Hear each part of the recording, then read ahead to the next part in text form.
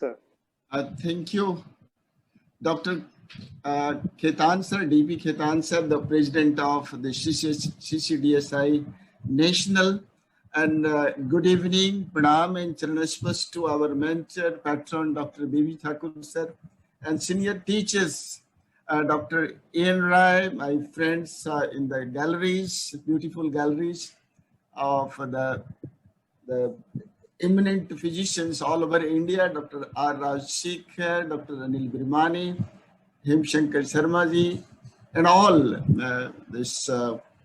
Dr. Mrityunjay and everybody who is present in this wonderful evening. We have listened to the two very important talks from the eminent physician of India or from abroad too, and even the chairmanship. We enjoyed this talks very well, and we are enriched in our knowledge. And this is the third topic, and that is being delivered by our president of CCDSI Bihar and Jharkhand.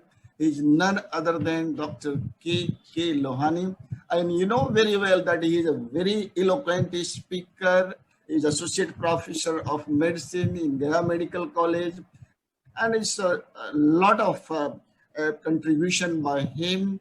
And we are going to invite, before I invite Dr. K.K. Lohani, I have a few words from our co-chairman, Dr. A.K. Singh from Banaras. Dr. A.K. Singh, sir. Thank you, Dr. D.P. Singh. First of all, I use this opportunity to give pranam to my mentor, my teacher, Dr. B.V. Thakur sir, and equally respectful Professor A.N. Rai sir, for giving me this opportunity. And the topic NAFLD, it is very common, and though I personally don't know Dr. Lohani much. Dr. D.P. Singh has given the introduction, and now the topic NAFLD, it is very common in our country, and I think Dr. Lohani will enlighten us regarding the topic. So I just hand over the mic to Dr. Lohani. Thank you.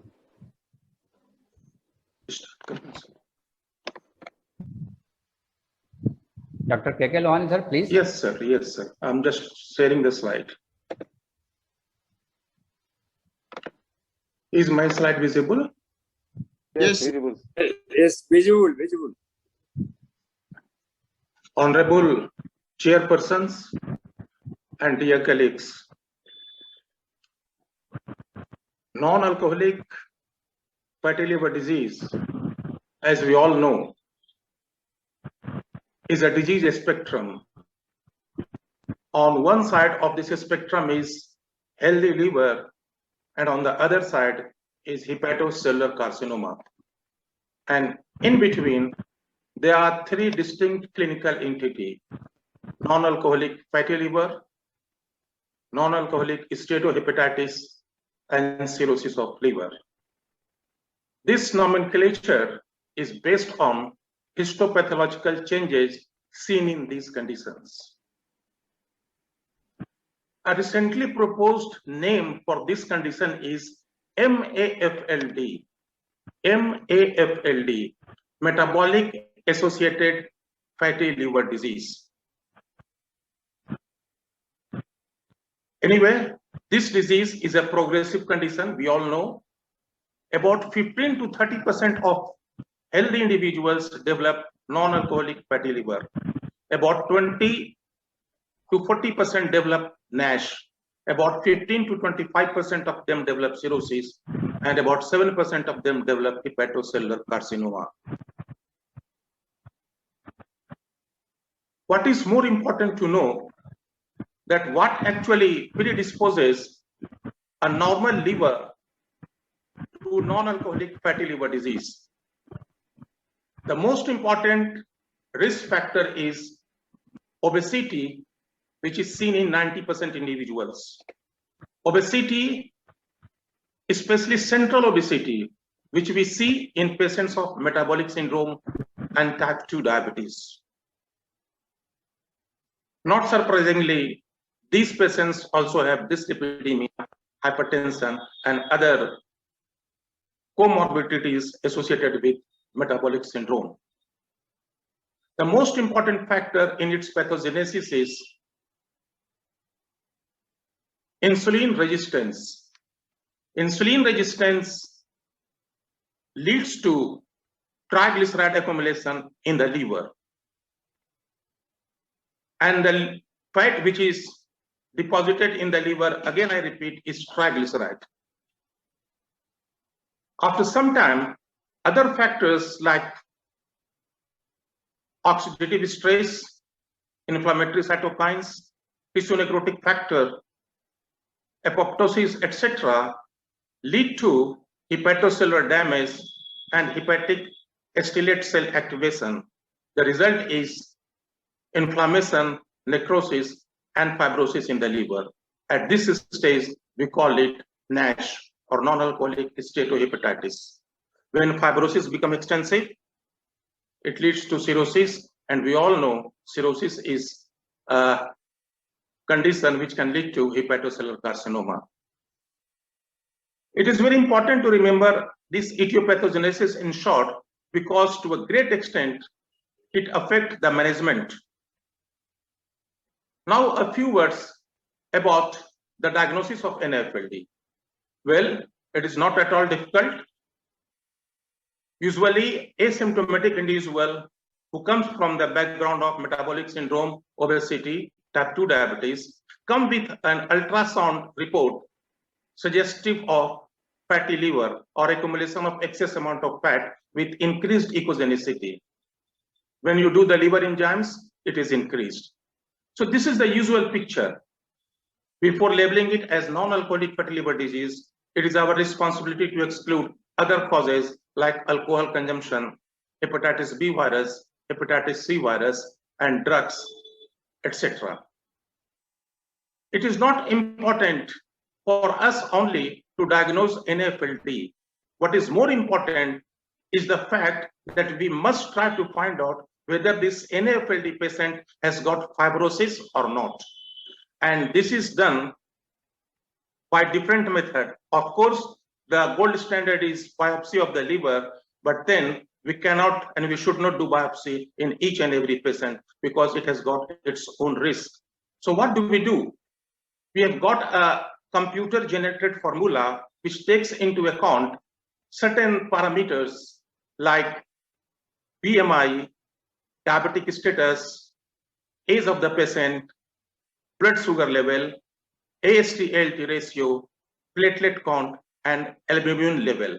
We feed these findings in that computer generated formula, and we get a result in the form of some number. And if this number is less than minus 1.455, probably we are dealing with a low risk individual. If this score is more than 0.672, we are dealing with a high risk individual. And if the number is in between these two figures, we are dealing with a person who belongs to the intermediate risk or intermediate zone. Well, after this, we have got another method, non-invasive method, to decide whether the patient has got fibrosis or not. It is called fibroscan or elastography. It is an ultrasound related mechanism where we assess the stiffness of the liver. The result comes in terms of kilopascal, and if the finding is less than 7.9, we are dealing again with a low risk individual.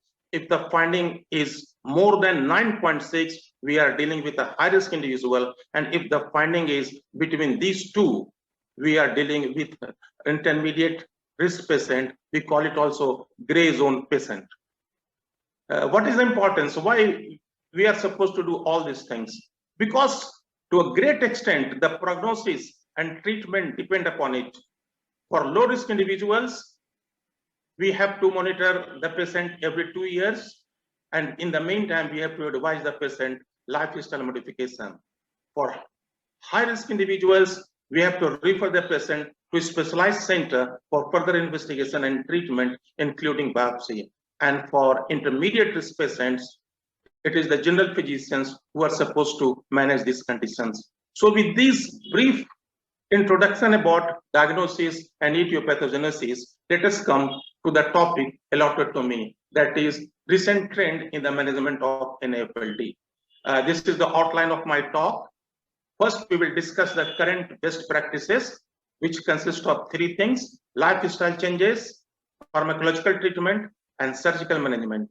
Then we will have a brief discussion about investigational therapies, the drugs which are in phase 2 and phase 3, and finally we will have take-home points. So let us take all these things one by one.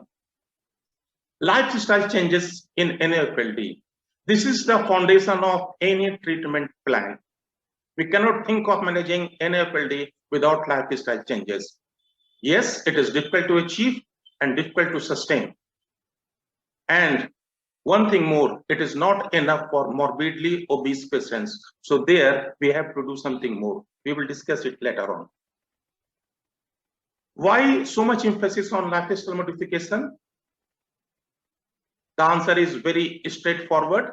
With a weight loss of 3% or more, there is 35 to 100% improvement in steatosis. With a weight loss of 5% or more, there is 40 to 100% improvement in ballooning and inflammation. With a weight loss of 7% or more, there is 60 to 90% resolution of NASH. And with a weight loss of 10% or more, there is 45% resolution or regression of fibrosis. So this is the data, and it is very convincing. So lifestyle modification and weight loss become the most important modality of treatment in NAFLD. Well, how to achieve it? We can achieve it by hypocaloric diet, moderate intensity, and we must emphasize upon the fact that this weight loss is sustained.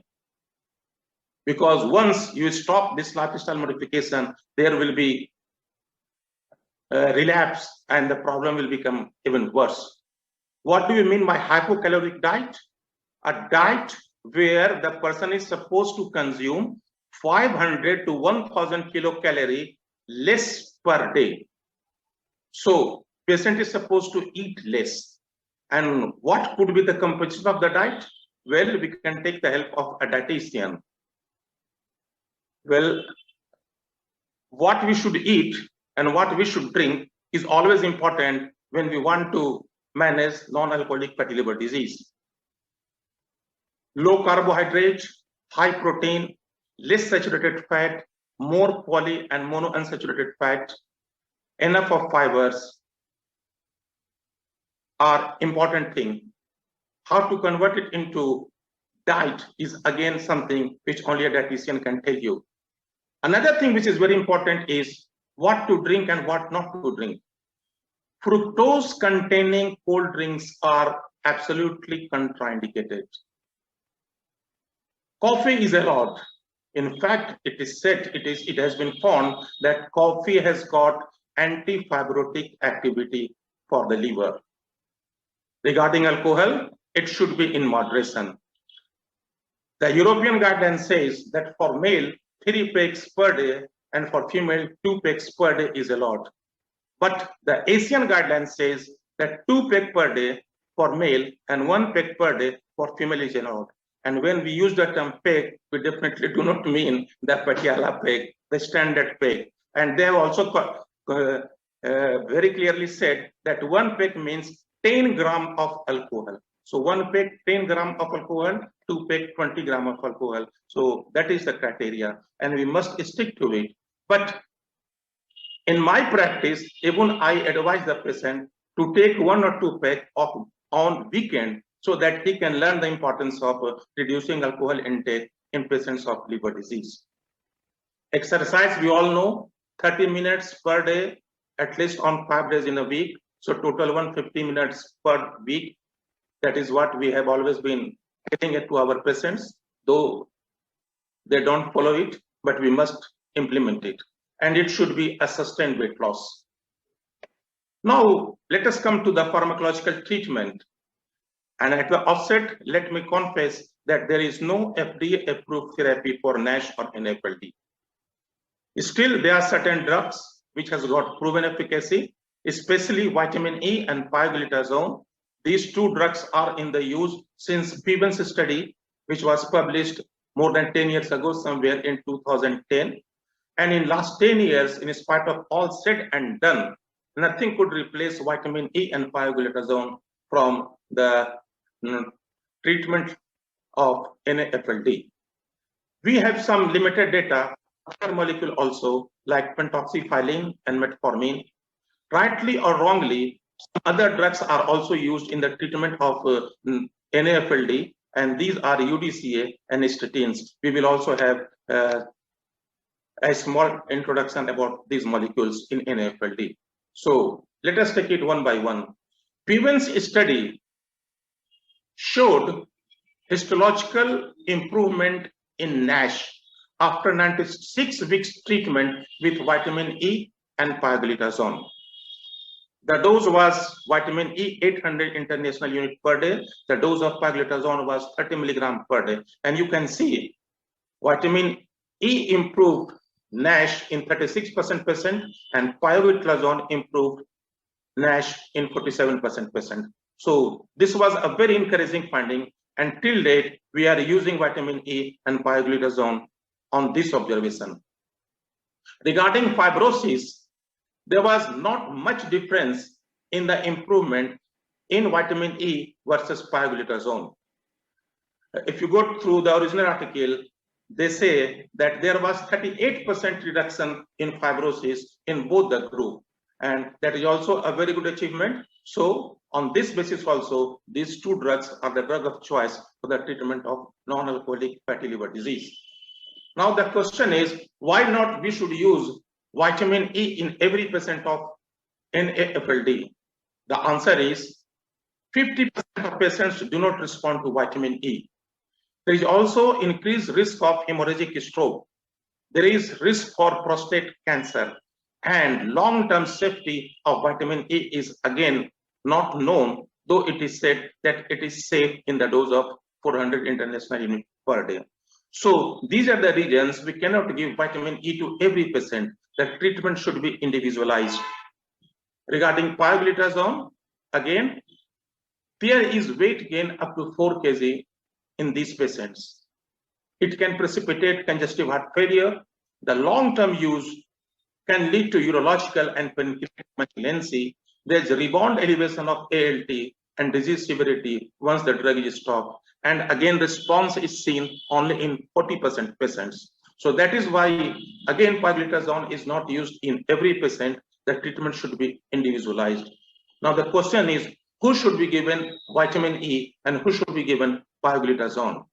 This is a very good chart where these molecules have been tried in different studies, and the summary is very simple. Vitamin E, there is good evidence for use in NASH without diabetes. Pioglitazone, NASH with or without diabetes. So this is precisely the indication. We use vitamin E, NAFLD without diabetes, pioglitazone, NAFLD or NASH with or without diabetes. Regarding metformin and pentoxifylline, as I have said earlier also, the data is limited, so it cannot be a drug of first choice. Only when we cannot use vitamin E or pioglitazone, we can think of using metformin and pentoxifylline, because there is not much improvement in fibrosis scale when we use these molecules. So that is the problem. That is why this is not the drug of first choice. Ursodeoxycholic acid. We have been using it very frequently, and in different doses up to 2 years it has been used. But it has shown only biochemical changes, no histological improvement seen after use of UDCA. But recently a new molecule has been introduced. It is called nor-ursodeoxycholic acid, or nor-UDCA rather, it should be called. It is a novel therapeutic approach for cholestatic and metabolic liver disease. And it shows improvement not only in enzyme, but also improvement in inflammation, steatosis, and fibrosis. So it could be a molecule for future use. Lipid lowering agent. We all know statins, ezetimibe, omega-3 fatty acids are indicated for the treatment of dyslipidemia as per different guidelines. But in patients of NAFLD, who are also patients of metabolic syndrome and most of the time dyslipidemia, this drug is underprescribed because there is fear of statin-induced hepatotoxicity. But this is very, very rare, I must tell you. It is less than 1 per lakh. Another thing is statin-associated transaminitis, increased enzymes, increased transaminases after statin use. It is seen in 1 to 3% patients, but then it resolves spontaneously or on continued use. So again, this is not at all a problem. Another important fact which we should remember, that withholding statin can worsen cardiac events. So we should not stop statin if we diagnose NAFLD in a patient who is already on statin. Safety is well known. It is a safe drug to be used in compensated cirrhosis even. And when we use it in compensated cirrhosis, there is 26% reduction in hepatocellular carcinoma in statin users. So the message is very clear. We should and we must use statin if a patient of metabolic syndrome or dyslipidemia develop non-alcoholic fatty liver disease. It has got definite improvement so far. Cardiovascular morbidity and mortality is concerned. Bariatric surgery, when the drugs fail, when the lifestyle modification fail, bariatric surgery becomes a very, very important modality of treatment. And when we look at this slide, it is very impressive. There are improvement in almost all parameters after 5 years of bariatric surgery. Diabetes mellitus, which was seen in 24.8, roughly 25% patients before surgery, has been reduced to 10.8%. Hypertension, it was seen in 48.8%, now after 5 years, only 37%. Serum triglyceride, it was 167 milligram per deciliter before surgery, reduced to 106. Fasting glucose, 118 milligram to 94 milligram. Insulin resistance index from 3.2 to 2.83. ALT, 30 international unit to 22 international unit, and gamma GT, 40 international unit to 30 international unit. So there is definite improvement in all parameters when we do bariatric surgery on a patient who do not respond to lifestyle modification. The most important thing is improvement in fibrosis. And after 1 year of surgery, you can see the difference in the fibrosis score in these patients. In 109 patients, at that time of, before surgery, at the baseline, 27% had no fibrosis. But after 1 year of surgery, 43.75% had no fibrosis. 40% had F1 level of fibrosis, that is mild fibrosis. After surgery, 32%. F2 fibrosis reduced from 21 to 13%. There was no improvement in F3 and above, because whatever method you use, advanced fibrosis cannot be reduced neither by drug nor by bariatric surgery. The message is clear. We must interfere as early as possible if we want to prevent or treat fibrosis. These are some emerging treatment for NAFLD and NASH. I will just discuss 2 molecules, simtuzumab number 1 and liraglutide number 2. Simtuzumab, we all know, is anti-fibrotic agent. It was tried in liver fibrosis secondary to NASH. But unfortunately, it was found that it has got no role in advanced fibrosis and cirrhosis of liver. So the study was terminated, or there was no recommendation made for the use of simtuzumab in advanced fibrosis of NASH and NAFLD. So for last 1 or 2 years, it is out of discussion, but in 18 and 19, it was a very, very important drug. But now it is not in recognition. Liraglutide, we all know it is GLP-1 analog used in the treatment of diabetes. This molecule has shown very good result in overweight NASH patient on all the parameters, whether steatosis or inflammation or fibrosis. The trial was lean trial, and the endpoint was resolution of NASH without fibrosis worsening. But at the end of the study, it was found that there was improvement in fibrosis, improvement in other parameters, and above all, there was reduction in weight. So it is a very, very promising drug, and in the pipeline for the use in NASH patient. This is another slide with other molecules. Obeticholic acid, 2 years or 3 years back, this molecule, which is a FXR agonist drug, it was used with a very high hope, and it turned out to be a very effective drug. It reduced steatosis, inflammation, fibrosis.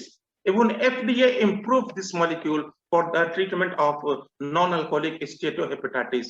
But then, unfortunately, it led to certain side effects which is not acceptable. Severe pruritus and increase in low density lipoprotein. And that is why finally FDA has withdrawn the recommendations for obeticholic acid to be used in NASH patient. This molecule is available in the market, but it is indicated as on date for primary biliary cholangitis, not for NASH. So that is the situation about obeticholic acid. But 2 years back, we thought that we got the panacea for NASH in the form of obeticholic acid.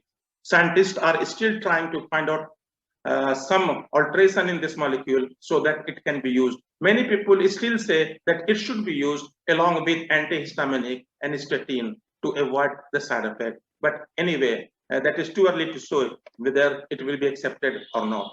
Pioglitazone is another molecule which is in discussion for last couple of years in the management of non-alcoholic steatohepatitis. It is a double PPAR agonist, and in one line I can say that this is important drug, at least in India, because Drug Controller General of India has approved this molecule to be used in non-alcoholic fatty liver disease or NASH.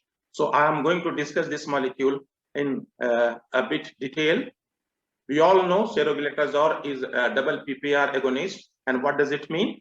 This PPAR alpha has got basically effect on lipid profile. It improves plasma lipid profile, and PPAR gamma improves insulin sensitivity.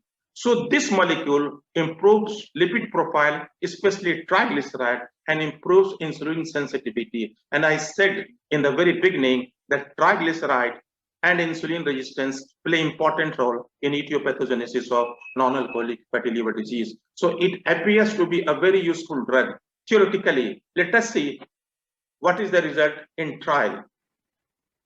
The evidence for trial, the result of phase 2 study was published in 2019, and see what it shows. The primary point was improvement in ALT, and we can see 44% patients showed improvement with 4 milligram dose. With a lesser dose, there was lesser improvement. Change in fat content, 4% patients showed absolute reduction in fat content of the liver. If we look for 10% reduction in fat content, 55% patients showed improvement. If we look for 30% reduction in fat content, 40% patients showed reduction. So it turned out to be a very effective drug so far inflammation and steatosis is concerned. There are other benefits also. Triglyceride is reduced up to 70%, total cholesterol is reduced up to 24%, and insulin resistance was reduced from 5.1 to 2.5%. And as I said in the beginning also, DCGI, that is Drug Controller General of India, has approved Pioglitazone in the treatment of NASH and NAFLD in the year 2020. And what is the dose? The dose is 4 milligram. And the result, in short, is increase in, improvement in ALT, hepatic steatosis, insulin resistance, and dyslipidemia. So with these findings, this drug has been included in the therapeutic armamentarium of NASH, at least in India. I don't know why the international guidelines are still silent on this molecule. But anyway, hopefully the future will accept it. Now, this is a very, very useful slide, which shows a comparison of different molecules tried in the different of NASH and NAFLD. Vitamin E, Pioglitazone, liraglutide, obeticholic acid. Elafibranor is another molecule similar to seroglitazar, and cenicriviroc is another molecule related to antifibrotic activity. So this is antifibrotic and this is double PPAR agonist. See the difference and the improvement in steatosis. Liraglutide shows the maximum improvement. Vitamin E, pioglitazone is already in the use. In bariatric surgery also, there was improvement. At baseline, it was 60%, and after 1 year, it was 10%. So all the molecules have shown improvement in steatosis in different degree.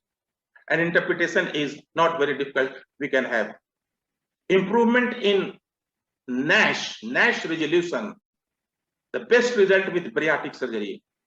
Vitamin E 36%, pioglitazone 47%. Liraglutide is again 39%. Improvement in fibrosis.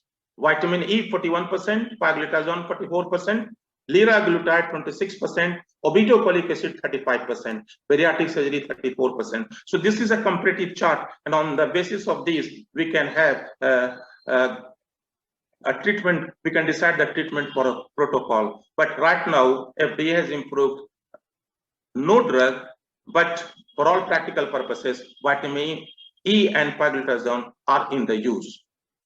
So the take-home points: lifestyle changes are the foundation of any treatment plan. Weight loss 3% to 10% is associated with histological improvement in NAFLD. American Association for Study of Liver Disease guidelines cites evidence for vitamin E in NASH without diabetes and pioglitazone in NASH with or without diabetes. If these things fail, bariatric surgery is always a very, very useful modality of treatment. Preliminary evidence for improvement in NAFLD with some investigational therapies. So drugs in the pipeline, which can be a drug of choice in future, in my opinion, are liraglutide and seroglitazar.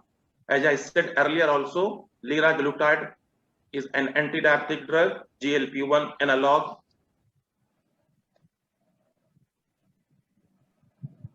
The only problem with this drug is that it is injectable and it is costly. Otherwise, it has got a wonderful effect. It improves, it leads to weight loss, improves steatosis, inflammation, and fibrosis. Siraglitazole, again I said, it is oral drug, given in the form of tablet, improves steatosis, improves inflammation, improves enzyme, improves insulin resistance, improves insulin resistance and triglyceride level. The only problem is that it does not improve fibrosis. So what is the interpretation? Liraglutide could be a drug for future in patient of NASH with fibrosis, and seroglitazar is a drug to be used in patient of NASH without fibrosis. And in fact, Drug Controller General of India, I was going through the detailed recommendation. They have said that it should be used in patient of NAFLD and NASH without fibrosis. So that is the take-home message. What could be a rational approach? Should we give every patient drug treatment? No. Pharmacotherapy should be reserved for patients with NASH, particularly for those with significant fibrosis, that is stage 2 fibrosis or higher. Plus, patients with less severe disease, but at high risk of disease progression, that is age more than 50 years, diabetes, metabolic syndrome, persistently increased ALT, or high necroinflammation on biopsy could also be a candidate to prevent disease progression. So F2 and above fibrosis, definitely use it. In other conditions, with these clinical parameters, we can start pharmacotherapy.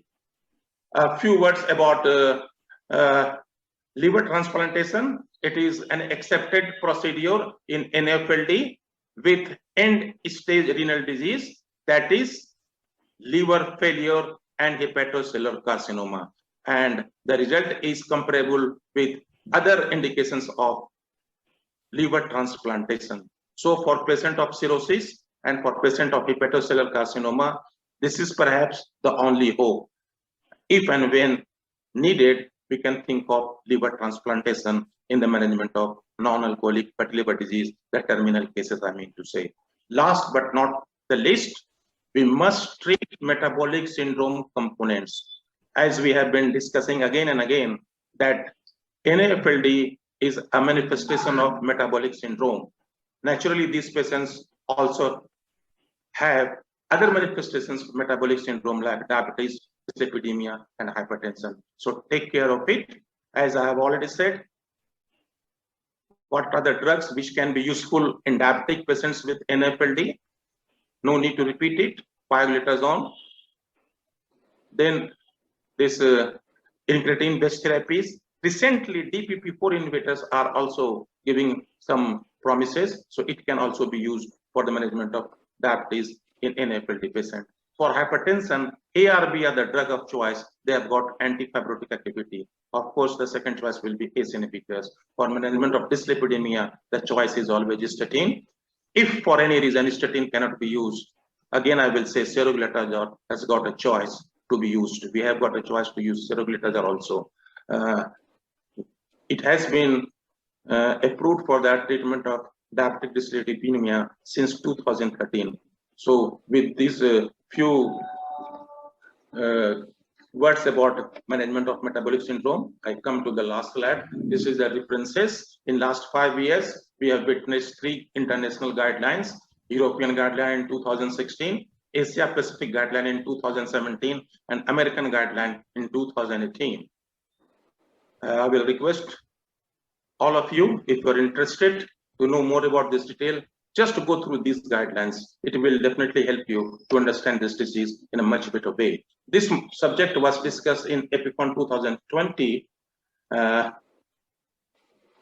the proceeding of which was published in Medicine Update in 2019. Incidentally, I was the speaker. In fact, I had discussed this topic thrice in EPICON in last 10 years. But if you want to know an up-to-date information on this subject, please go through this article, the last line of my slide, NAFLD Diagnosis, Assessment and Management, which is available on the website of British Society of Gastroenterology 2020. With these few words, I would like to conclude my talk by quoting a very famous line from the Urdu literature, which is my habit to do after every talk. Regarding management of dyslipidemia, somebody has said, यह इश्क नहीं है आसान, बस इतना समझ लीजिए एक आग का दरिया है और डूब कर जाना है.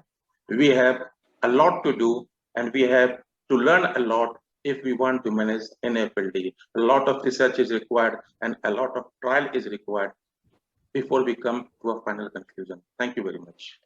Thank you. Thank you very much and congratulations, Dr. K.K. Lohani, for your wonderful talk, excellent talk. And as you rightly pointed out, contrary to the usual belief, you can end the slide, please. Dr. Lohani, please.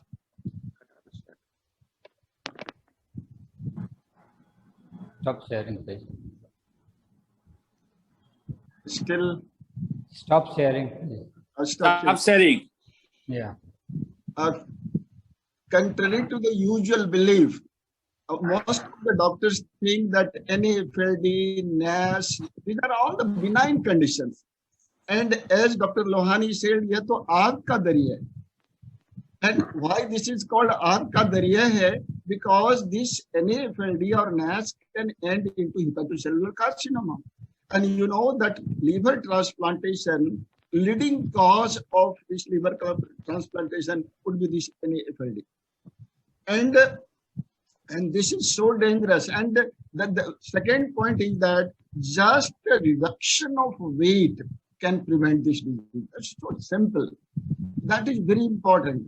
And the two drugs that Dr. Lohani has mentioned about the vitamin E and the Pioglitazone with or without diabetes, and others, they are in this experimental conditions, Pioglitazone and others, and two drugs only. So the message is loud and clear. Is agar is aag ke darya se you have to come out. So weight reduction is very important. Bariatric surgery, you have got many complications. And over to my co-chairman, Dr. A.K. Singh, before it is open to questions. Thank you. A.K. Singh. Thank you, Dr. A.K. Singh, sir. Now, in my own practical experiences, this Pioglitazone, it is very good. If we start it in the beginning, at the stage of NAFLD, it is very effective drug also. And weight loss, it is also very important in these conditions, in NAFLD or other liver conditions. He has, and I must congratulate Dr. Lohani for his lucid talk, like a presidential talk. And he has enlightened us on this topic. And now I think the session is open for the questions and answers. Dr. Ashok, can I have one query? Dr. Ashok, Dr. Thakur, Yes. Dr. M. Thakur from Sitamarhi. I have one query from Dr. Lohani. Really excellent talk and path showing talk. So, what is your opinion, Dr. Lohani, regarding glipizines, particularly empagliflozin? So recently, so many studies and trials are coming that is liver friendly also. So reducing fibrosis and so many things. So what is your opinion regarding empagliflozin particularly? A lot of trial is going on using this molecule. And in one slide, I had said as a passing reference that it could be a drug to be used in future. In management of diabetes with NAFLD, it is coming up as an important drug. And let us hope in future, it will be established with more research, it will be established. But yes, in trial, it has shown improvement in steatosis, improvement in weight, and improvement in fibrosis. So let us be hopeful about this molecule. Right now, it is not approved for use, but yes, there is a scope. But in diabetes with NAFLD, it could be used.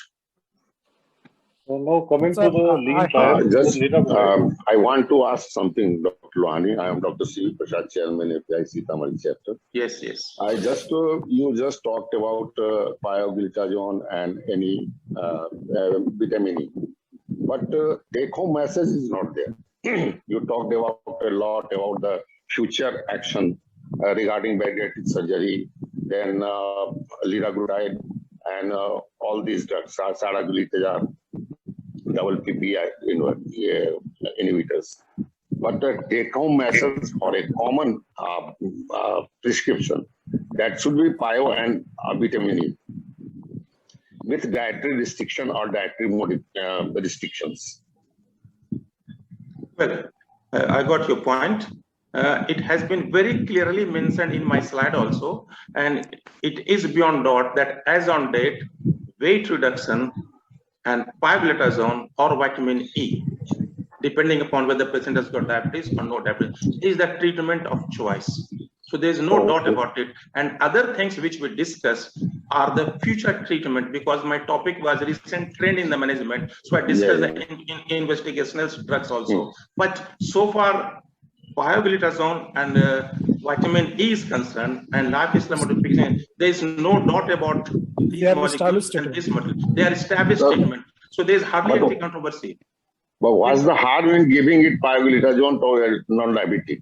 You have mentioned very clearly that only diabetic patients should be given. No. In my slide, it was very clearly written with or without diabetes. With or without diabetes. With or without diabetes. So there is no harm in giving it. But with or without diabetes, Pioglitazone can be used.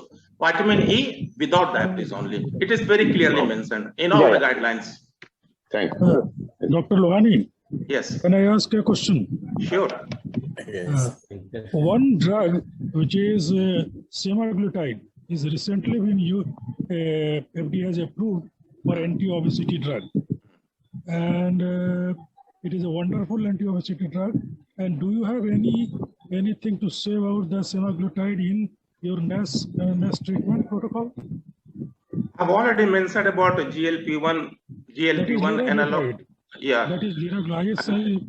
Yes, the molecule you are mentioning, it has been tried also. Till date, we had only evidence in favor of liraglutide because this molecule was used in different trials. Now, this new molecule has also been tried.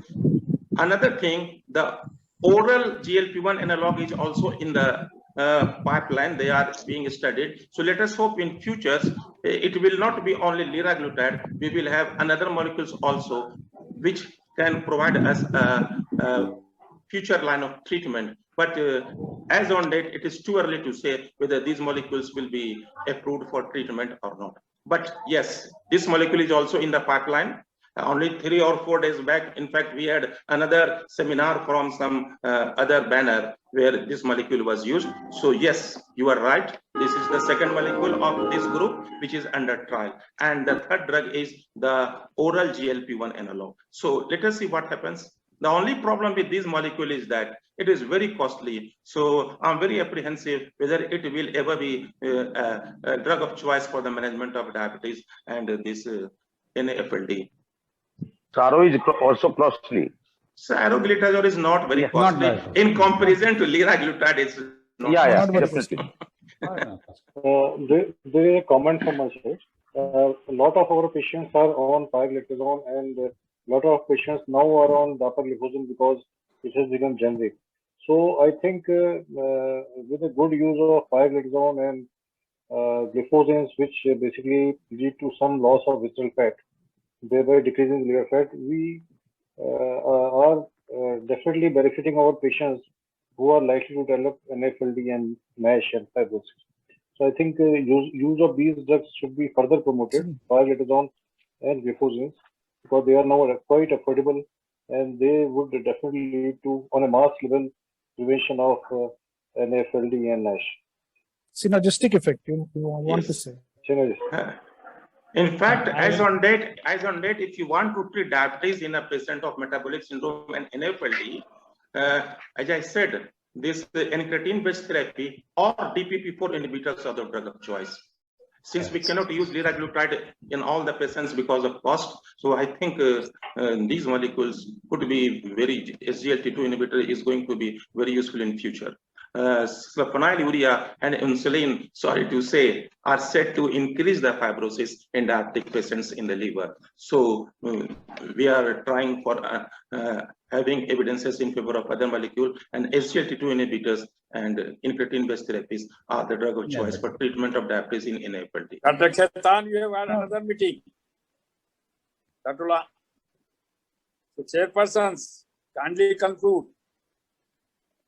I will tell one with one. Yeah. Yes, sir. Go ahead. See, there is a very recent drug called metriliptin. This is the leptin deficiency drug. This is an article published in the month of May 2021. In fact, Dr. Khetan has asked a PDF I have posted in the month of June. Metriliptin, that is leptin deficiency, that is the only costliest drug. One vial is about 16,000 rupees. So that is what I want to highlight. And regarding the role of this liver stiffness measurement and all these things, is fibrosis score before liver biopsy is a very important diagnostic modality. That is LSM, NCS, fibrosis score. So that is also very important. After all, saraglitazone is the dual peroxisome proliferator agonist. So naturally it is effective. So gliptins, as you said, DPP-4 inhibitors, of all DPP-4 inhibitors, they claim teneligliptin is found to be rather effective in NASH. Thank you. Dr. Lohani, before we conclude, may I say, or we can say that NAFLD is a cardiovascular disease? because it has got a multifaceted relationship with the diabetes, metabolic syndrome, even increased risk of cardiovascular disease. And if you see the pathogenesis, lots of LDL and this, that in this also, that is also raised. I got your point, sir. And let me answer your question in one line.